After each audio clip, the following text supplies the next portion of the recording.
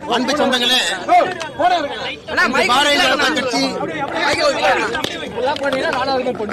ஜனதா கட்சி தமிழ்நாடு முழுவதுமே இன்று பாரதிய ஜனதா கட்சியினுடைய தலைவர்கள் தொண்டர்கள் கைது செய்யப்பட்டதை கண்டித்து நம்முடைய தொண்டர்கள் எல்லாம் போராட்டத்தில் இறங்கியிருக்கிறார்.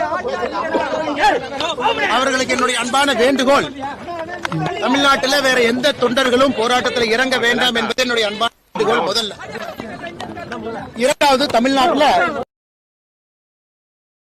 தமிழ்நாட்டில் இன்னைக்கு ரேபிஸ்டா இருந்தா ராஜ மரியாதை, கள்ளச்சாராயம் காட்சி வித்தா நமக்கே நஷ்ட ஈடு, மணல் கடத்தினா ராஜ மரியாதை.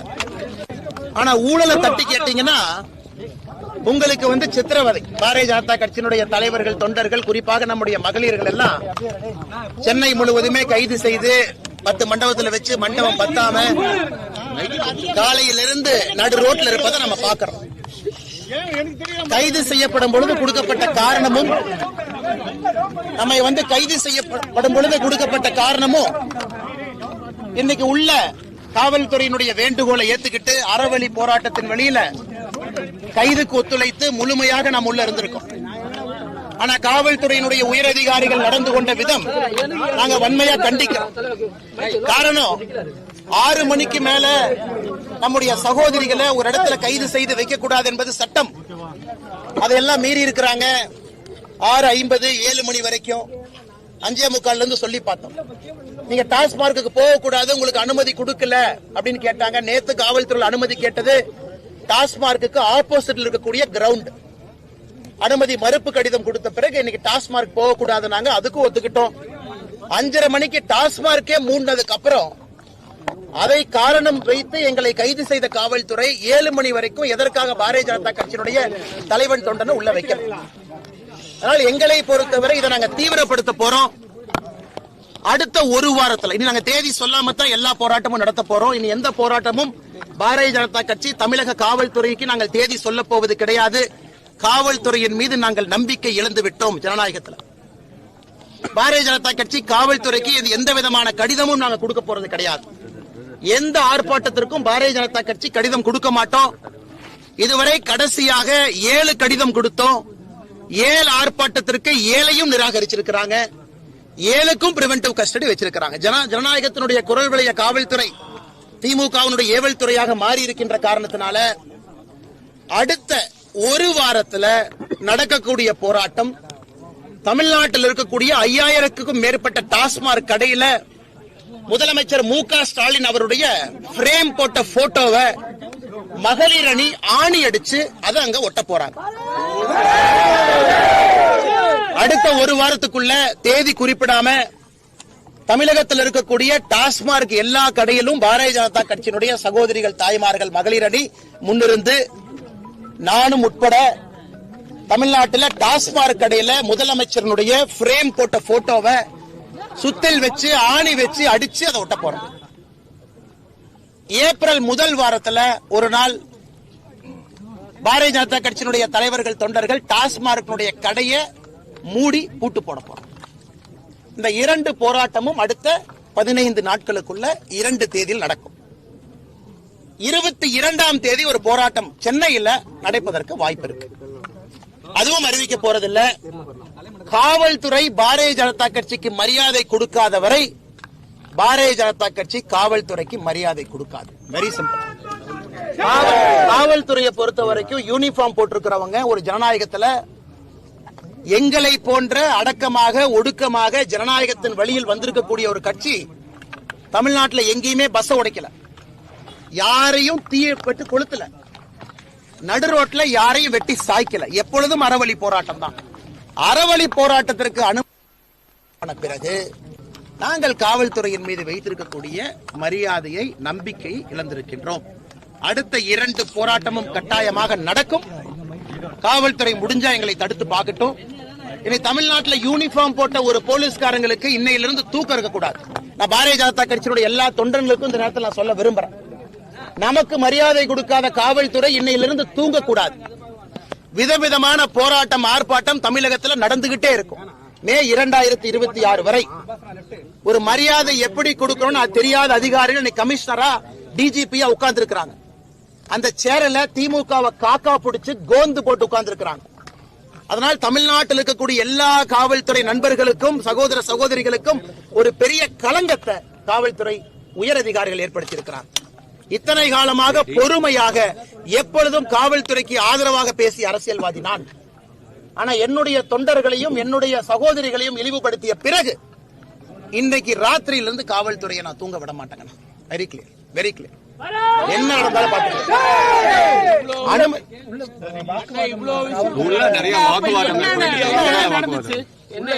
அவர்கள் எங்களைய கைது செய்ததற்கான காரணம் சப்மிட் பண்ணிட்டு ஓகே, நாங்க டாஸ்மார்க்ல எதுவும் உடைக்க போறதில்ல, லா அண்ட் ஆர்டர் பண்ண போறதில்ல, எந்த பஸ்ஸையும் நாங்க போய் கொளுத்த போறதில்ல, நீங்க லா அண்ட் ஆர்டர் ஆன்டிசிபேட் பண்றீங்க, ஓகே நாங்க கட்டுப்படுறோம் வாங்க.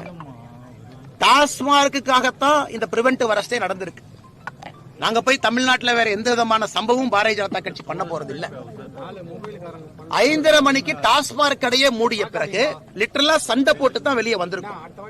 இரவு 11 மணி வரை 12 மணி வரை உட்கார வைக்கணும். இது என்னது? இது என்னது? இது நியாயமா? ஜனநாயகத்துல நாங்களே எங்க வீட்டுக்கு போராடிட்டு இருக்கிறோமா, இல்ல நாட்டுக்கு போராடிட்டு இருக்கோமா, சமுதாயத்துக்கு போராடிட்டு இருக்கிறோமா? நாங்கள செல்ஃபிஷ் பீப்புளா? நாங்க இந்த சமுதாயம் திருந்த வேண்டும் என்பதற்காகத்தான் இந்த போராட்டம் நடந்துட்டு இருக்கு. அதற்கு மரியாதை கொடுக்க தெரியல ஒரு பாரதிய ஜனதா கட்சியினுடைய தலைவனை தொண்டவனை மண்டபத்தில் அடைத்து வைக்காம நான் சென்னை ஃபுல்லா சுத்துவேன், ரோட்ல இறக்கி விடுவேன். இருக்கக்கூடிய மண்டபத்துல டாய்லெட் சில மண்டபத்துல இருக்காது. பெண்களுக்கு 6 மணிக்கு மேல என்ன மரியாதை பெண்களுக்கு சட்டத்தின்படி கொடுக்கணுமோ கொடுக்க தெரியாது. ஆனா நான் எங்க மேலதிகாரிகள் சொல்லிட்டாங்க, டிஜி சொல்லிட்டாங்க, கமிஷனர் சொல்லிட்டாங்க, நாங்க உங்களை நைட்டு வரைக்கும் வச்சிருப்போம்னா எப்படி அந்த இதை நாங்க எடுத்துக்க முடியுங்கண்ணா? இது ஜனநாயக முறைப்படிதான் இருக்கும். அதனால நான் காலையிலேயே உங்களுக்கு சொன்னேன், எல்லா ஆர்ப்பாட்டமும் நீ தேதி இல்லாம தான் நடக்குங்க. நீ தேதி எல்லாம் உங்களுக்கு சொல்ல போறது கிடையாது. முற்றுகையிடுவோம் சொல்லாம பண்ணுவோம் அப்படின்னு சொல்லிருக்கீங்க. ரகுபதி அமைச்சர் அவர்கள் ஒரு பதில் சொல்லியிருக்காரு, வந்து பார்க்க சொல்லுங்க, டெல்லி போல உறுதியா வருவேன். அந்த கிரிமினல் ரகுபதிக்கு நல்லா சொல்லியிருக்கு. அளவுக்கு அதிகமாக சொற்று சேற்ற வழக்குல தமிழ்நாட்டினுடைய மந்திரி ரகுபதி, சிறைத்துறை, லஞ்ச ஒழிப்புத்துறை, வெக்கக்கேடு, அளவுக்கு அதிகமாக சொத்து சேர்த்த வழக்கு ரகுபதியின் மீது நடந்து கொண்டிருக்கிறது. சட்டத்துறை அமைச்சராக இருக்கிறாங்க. அவரு மேல வருமானத்துக்கு அதிகமா சொத்து சேர்த்த கேஸ் நடந்துகிட்டு இருக்கு. இவர் சட்டத்துறை அமைச்சர், கோர்ட்ஸ் எல்லாம் இவர் கீழே. இவர் எங்க கிட்ட சட்டத்தை பத்தி ரகுபதி சொல்றாங்க. அதனால என்னை பொறுத்தவரை தமிழகத்தினுடைய சட்டத்துறை அமைச்சரே கிரிமினல் தான்.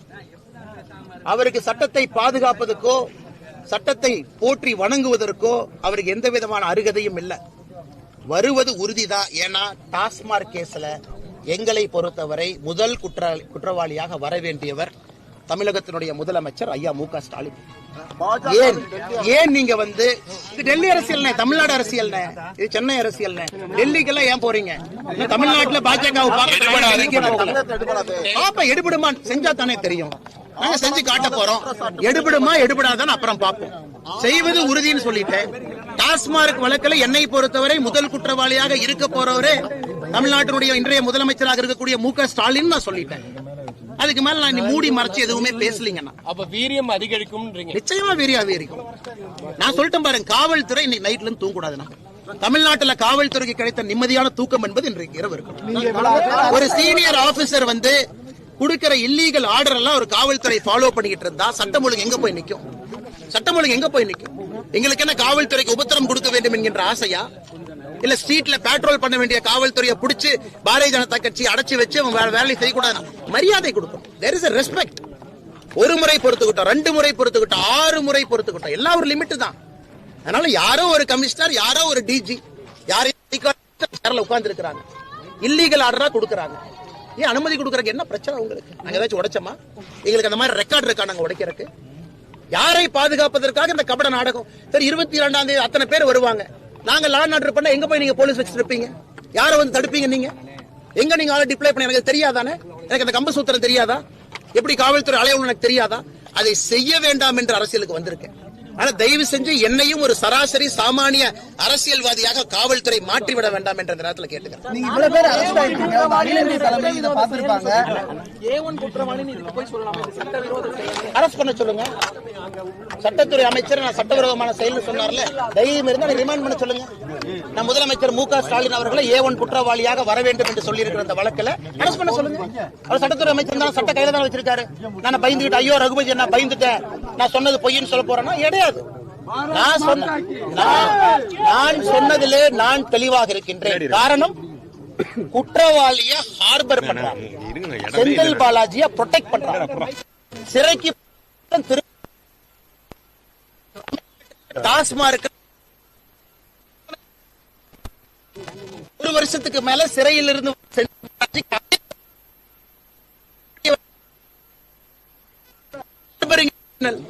கூட இருக்காரு.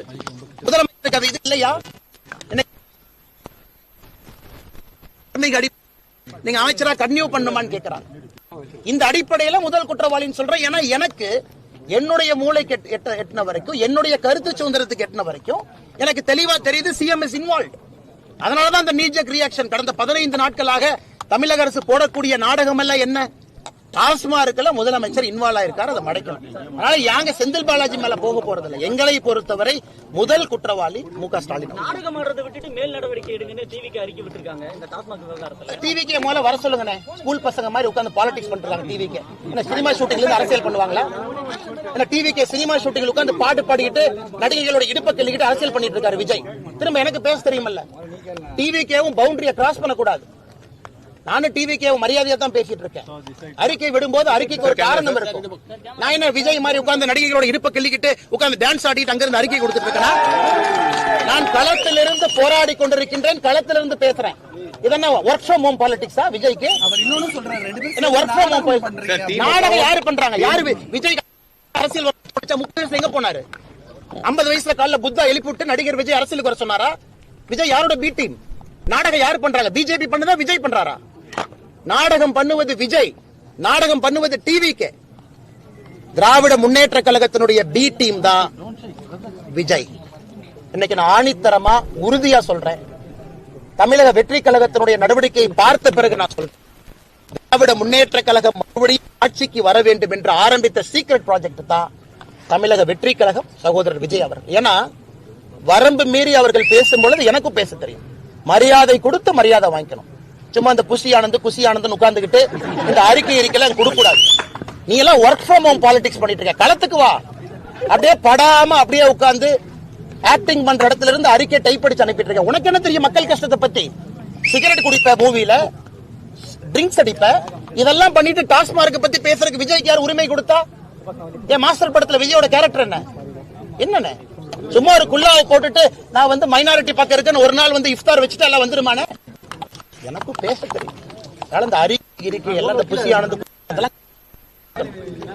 எங்க பக்கத்துல வச்சு ஒர்க் ஃப்ரம் ஹோம் பாலிடிக்ஸ் பண்ணி மாதிரி பாரதிய ஜனதா